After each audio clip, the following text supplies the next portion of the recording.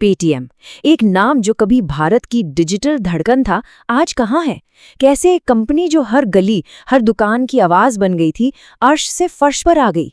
आज हम पेटीएम के इस सफर को समझेंगे और देखेंगे कि इसकी कहानी से आज के एंटरप्रेन्योर्स क्या सीख सकते हैं। याद है वो आवाज हर छोटी बड़ी दुकान पर गूंजती थी, डिजिटल पेमेंट्स का वो राजा जिसकी क्यूआर कोड हमारी जिंदगी का हिस्सा बन गए थे। आज वो अपने ही बनाए साम्राज्य में एक अजनबी की तरह खड़ा है। तो सवाल ये उठता है, आखिर हुआ क्या? भारत के डिजिटल पेमेंट के इस पायनियर के साथ ऐसा क्या गलत हो गया? एक कंपनी जो क्रांति का दूसरा नाम थी, वो आज अपने वजूद की लड़ाई क्यों लड़ रही है?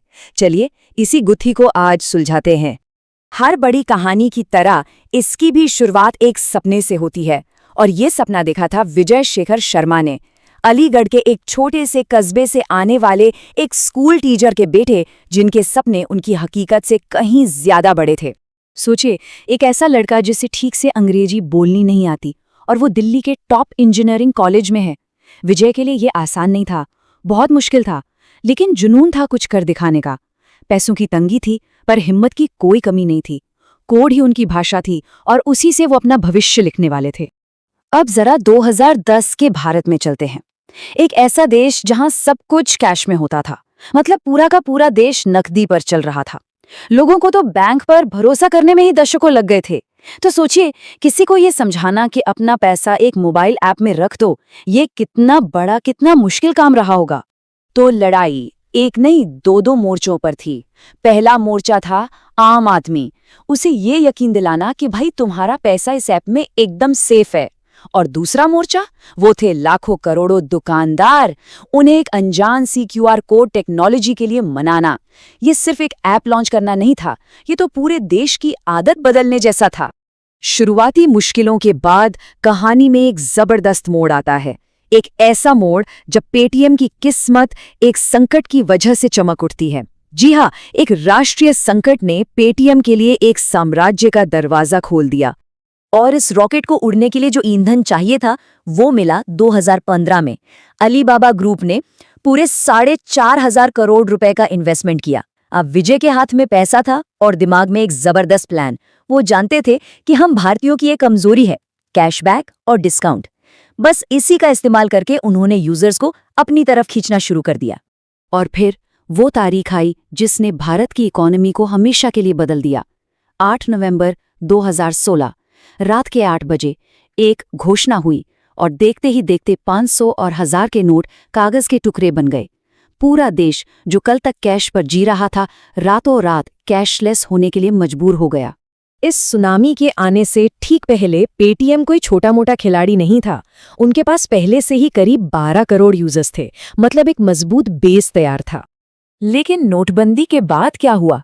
सिर्फ 2 महीनों में ये आंकड़ा 12 करोड़ से सीधा 20 करोड़ पहुंच गया, ऑलमोस्ट डबल। जिन दुकानदारों ने पहले मना किया था, अब वो खुद लाइन लगाकर क्यूआर कोड मांग रहे थे। ये वो पल था जब पेटीएम बस पेटीएम ही पेटीएम था। और ये सिर्फ यूजर्स की भीड़ नहीं थी, ट्रांजैक्शंस मतलब लेन देन में 435% का उछाल आया। 435%। पेटीएम अब मार्केट का बेताज बादशाह बन चुका था और विजय शेखर शर्मा वो बन गए थे देश के नए एंटरप्रेन्योरियल हीरो। लेकिन कहते हैं ना, जब आप कामयाबी के सबसे ऊंचे शिखर पर होते हैं तो सबसे खतरनाक मोड़ वहीं आता है। पेटीएम की कहानी में भी ऐसा ही हुआ। जिस वक्त पेटीएम का डंका बज रहा था, ठीक उसी वक्त एक ऐसी टेक्नोलॉजी ने जन्म लिया जो आगे चलकर पेटीएम के पतन की वजह बनने वाली थी। इसका नाम था यूपीआई, यानी यूनिफाइड पेमेंट्स इंटरफेस। ये एक गेम चेंजर था। क्यों? क्योंकि अब आपको पैसा किसी वॉलेट में डालने की जरूरत ही नहीं थी। आप सीधे एक बैंक अकाउंट से दूसरे बैंक अकाउंट में चुटकियों में पैसा भेज सकते थे। ये पेटीएम के पूरे बिजनेस मॉडल, जो कि वॉलेट पे टिका था, के लिए एक सीधा बहुत बड़ा खतरा था। देखिए, फर्क बहुत बड़ा था। पेटीएम वॉलेट का मतलब था पहले पैसा ऐड करो फिर खर्च करो, मतलब 2 स्टेप। लेकिन यूपीआई एक स्टेप, सीधा बैंक से पेमेंट। पेटीएम को लगा कि उनके करोड़ों लॉयल यूजर्स उन्हें छोड़कर कहीं नहीं जाएंगे। उन्हें लगा यूपीआई तो बस एक छोटा मोटा एक्सपेरिमेंट है जो फेल हो जाएगा। और यही उनकी सबसे बड़ी, सबसे घातक भूल थी। और जब पेटीएम ये गलती कर रहा था, तब मार्केट में दो ऐसे खिलाड़ी उतरे जिनके पास पैसे की कोई कमी नहीं थी। एक था फोन पे, जिसके पीछे था वॉलमार्ट, और दूसरा गूगल पे, जिसे खुद गूगल चला रहा था। इन दोनों ने क्या किया, उन्होंने यूपीआई को गले लगा लिया और पेटीएम का ही हथियार यानी कैशबैक उसी पर इस्तेमाल करके उसके यूजर्स को तोड़ना शुरू कर दिया। और यहाँ से कहानी का वो दौर शुरू होता है जहाँ पेटीएम की सबसे बड़ी ताकतें ही उसकी सबसे बड़ी कमजोरियां बन जाती हैं। जिन वजहों से वो इतना बड़ा बना था, वो ही वजह अब उसे नीचे खींचने लगी थीं। याद है वो अली बाबा की फंडिंग, जिसने पेटीएम को रॉकेट बनाया था? वही फंडिंग अब गले की फांस बन गई। 2020 में गलवान घाटी के बाद देश में माहौल बदला। चीन के खिलाफ सेंटिमेंट बढ़ा और सरकार ने भी चीनी इन्वेस्टमेंट पर नियम कड़े कर दिए। जो पैसा कभी ताकत था, वो अब एक जियोपॉलिटिकल लायबिलिटी बन चुका था। तो अब पैसे की जरूरत थी और इसके लिए पेटीएम लेकर आया देश का सबसे बड़ा आईपीओ। साल था 2021। वैल्यूएशन थी 18,300 करोड़ रुपए। सबको लगा बस अब सारी मुश्किलें खत्म, ये आईपीओ पेटीएम के लिए एक नया सवेरा लाएगा। लेकिन वो सवेरा कभी आया ही नहीं। आईपीओ का दिन एक बुरे सपने जैसा था। लिस्टिंग के पहले ही दिन शेयर 27% नीचे गिर गया। ये इंडियन स्टॉक मार्केट के इतिहास के सबसे खराब डेब्यू में से एक था। इसने इन्वेस्टर्स का भरोसा पूरी तरह से तोड़ दिया। और फिर ताबूत में आखिरी कील ठोकी गई। 2024 में रिजर्व बैंक ऑफ इंडिया ने पेटीएम पेमेंट्स बैंक पर नियमों का पालन न करने की वजह से बहुत बड़ी पाबंदियां लगा दी। इस एक कदम ने पेटीएम के बिजनेस की कमर तोड़ दी और जो थोड़ी बहुत साख बची भी, उसे भी गहरा धक्का लगा।